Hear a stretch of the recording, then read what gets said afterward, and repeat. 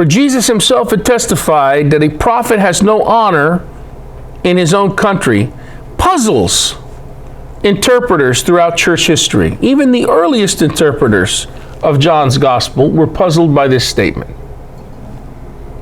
The journey back to Galilee in verse 4, verse 5 is interrupted, and then it's resumed. It got interrupted 4, verse 5. He had to go to Samaria.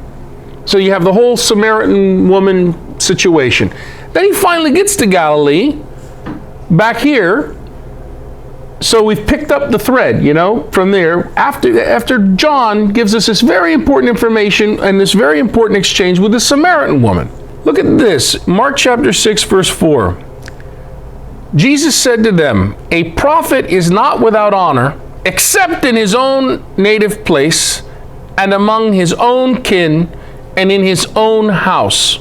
In other words, prophets are without honor in their native place, among their kin, and in their own house. John chapter 4, verse 44 to 45. For Jesus himself testified that a prophet has no honor in his own country. What's his country? Galilee. So when he came to Galilee, the Galileans welcomed him. I thought he was without honor. Why are they welcoming him? So we have to see what's going on there. That's interesting construction there. The saying in verse 44 explains Jesus' rejection in Galilee in the Synoptics. But here in John, it's juxtaposed to a report that Jesus is in fact welcomed by the Galileans. The proverb, therefore, then refers to why Jesus leaves Samaria after 2 days. To begin with, it is in Samaria that the Johannine Jesus gets recognized as a prophet. You'll recall in that story, the woman says to Jesus, "Sir, I see that you are a prophet." That's the first time in the narrative somebody's called Jesus that. Why do prophets have no honor in their own country, class? Because everybody knows him. Okay, that's part of it. What else? Why would they get no honor? Because if they really knew him, wouldn't they know him to be a healer and a prophet, and therefore give him honor? He tells them things they don't want to hear. I mean, he's speaking truth to their situation. Because we've seen that prophets, those who speak on behalf of God for the situation of the here and now, are people who call us to our brokenness and our inauthenticity and our hypocrisy. And what do we do to such people? We destroy them. So there's a spiritual truth that Dave is stating, and there's something very practical true that Now we've got Mario. We've got what you're expounding upon with your beautiful way. I think those are things that are all touching on it. They're all touching on it. But I think there's something a little more culturally crucial that we miss in the United States that will help us understand this. People who live in modern industrial countries tend to think of an expanding economy that has access to unlimited reserves of minerals and power, which economy preaches that all workers can expect an ever-rising standard of living. That's the story we tell ourselves, despite serious environmental concerns. Nothing could be more foreign to the peasants of the ancient world like Jesus and his Galilean audience. Ancient peasants perceived themselves as subject to what we now call nature, not its master. Their economy was that of a heavily taxed agricultural peasantry who could not, in fact, gain a better lifestyle. They lived in a patron-client relationship with those who controlled access to the limited resources and powers available. Moreover, one of the distinctive elements of the peasant's outlook on life was the perception that all the goods of this world, material and spiritual, including beauty, health, wealth, land, food, semen, and even reputation, exist in very limited supply. All of these goods in existence came about at creation and have been running down ever since. And while a cosmic renewal may happen, there are no further goods to come. There is only so much good in the cosmos. and that supply must be divided among all the inhabitants of the village, region, or urban center. The total supply of goods in the universe will not increase. That is the circum-Mediterranean view of the ancient world held by Jesus, the New Testament, and all scriptures of Israelites. It is the view of the limited good.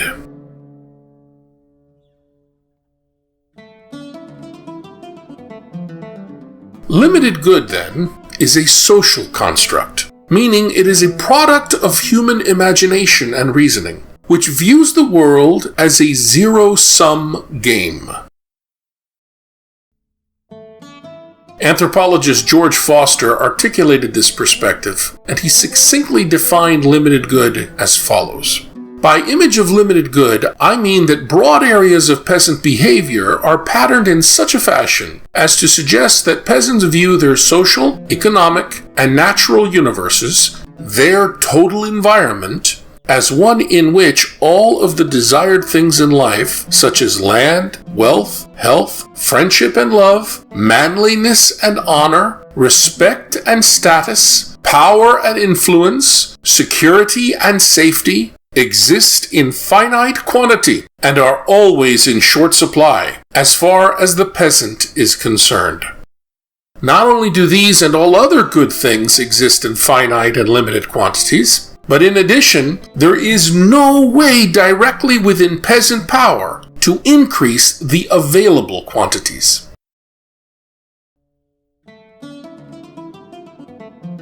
What then are the likely outcomes if one perceives the world in such a fashion? Drawing on extensive cross-cultural data, Foster links the image of the limited good with the pervasive envy he finds in peasant societies. He spells out the behavioral implications of this perception, noting that any advantage achieved by one individual or family is seen as a loss to others, and the person who makes what the Western world lauds as progress is viewed as a threat to the stability of the entire community. Why? Think about it. If the supply of good things is radically limited, then the gain by one person can only come through loss suffered by another. Several things tend to occur when people perceive the world from this point of view. 1. People who perceive and understand the world this way, according to the limited good, will be reluctant to advance beyond their peers because of the social sanctions they know will be leveled against them should they do this. 2. The one who is seen or known to acquire more or to advance beyond the status quo becomes much more vulnerable to the envy of his neighbors.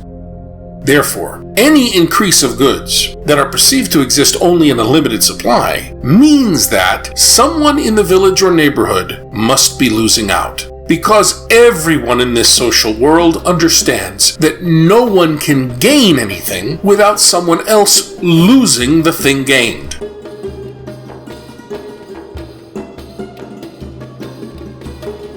Hence, one should expect in biblical societies that think this way, like Jesus' social world in the Gospels, some process of social control to be operative, both to prevent gain at the expense of others and to level the situation back to the status quo if such gain has occurred.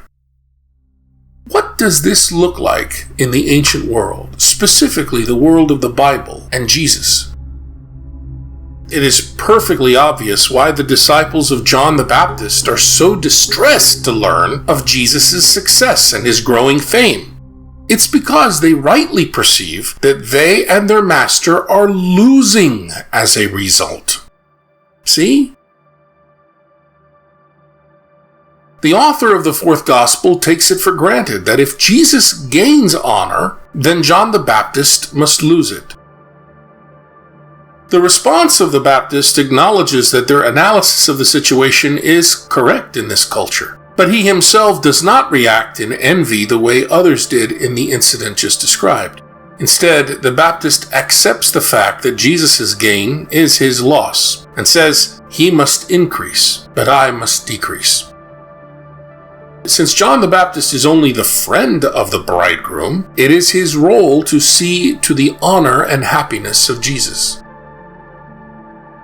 Similarly, the Pharisees and the Judean council interpreted Jesus' success as their own loss. This man performs many signs. If we let him go on thus, everyone will believe in him. Unlike John the Baptist, they resent their loss and plot to kill Jesus, which they think will restore equilibrium to the social situation. Does this principle of the limited good also apply to the affairs and fortunes of God and the other gods from the same perspective? Yes, it does, at least according to this cultural world. The clearest evidences of this limited good perspective is found in the words of God to Gideon when he summons him to battle.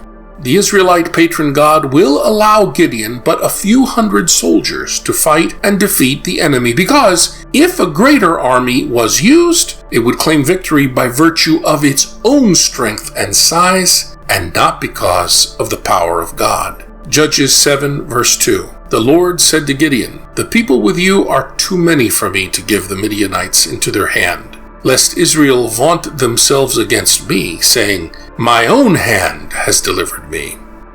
So if Gideon increases in honor, it will happen at God's expense. That's the view of the limited good. In contrast, the modern Western world believes in limitless goods. While the ancients believed there was no more where this came from, whatever good this is, the modern Western world believes there is always more where this came from. Thus, to surpass the honor or reputation of a renowned person in our world, all you need to do is have a better publicity agent and increased exposure. And getting that doesn't take anything away from the reputation of other people. That reputation remains, but maybe is overshadowed by new people who achieve fame or honor.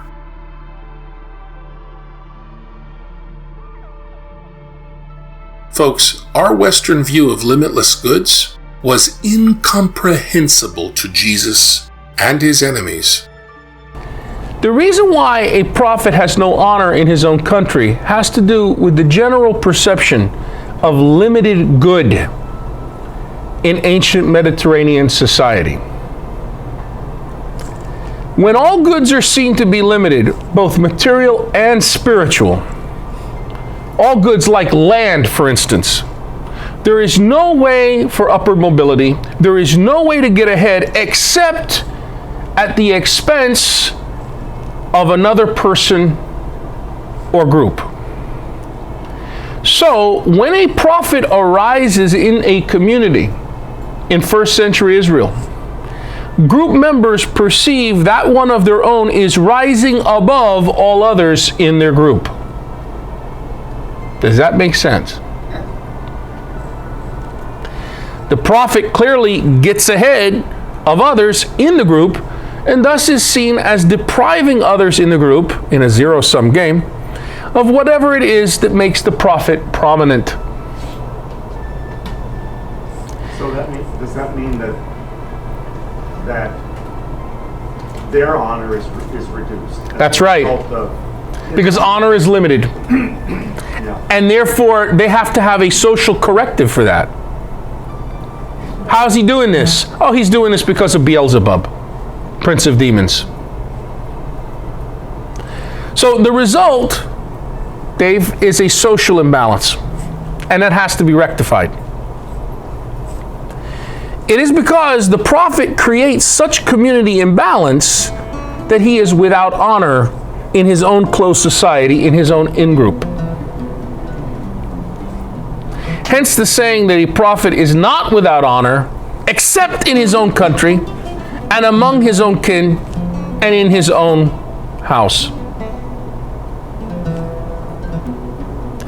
The close community has already arguments for rejecting an achiever.